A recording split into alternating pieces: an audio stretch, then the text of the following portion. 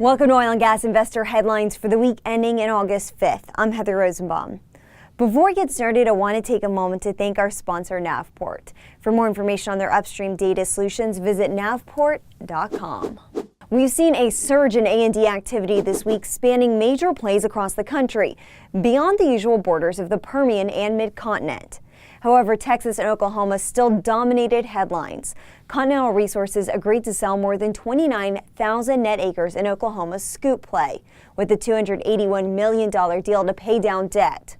The Eagle Ford also saw new field exploration take its final bow in a deal that will pay it $390 million, money that will bankroll development in the Stack play. But this week, interest also stirred in the Williston Basin, which has quietly remained a key oil-producing region. Whiting Petroleum sold assets in Texas to pay debt as it restarts operations in the Williston, where it plans to add 16 completions in the second half of this year.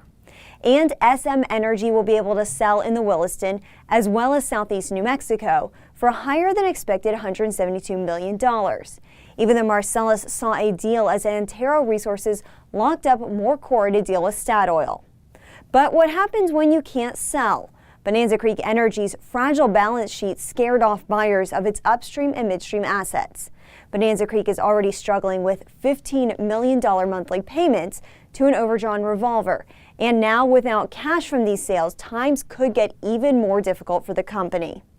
However, Bonanza has more than $170 million of cash on hand.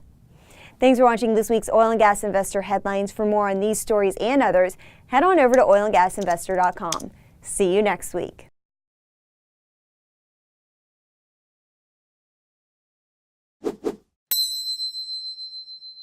To stay up to date on the most recent hard energy videos, subscribe to our YouTube channel by clicking here.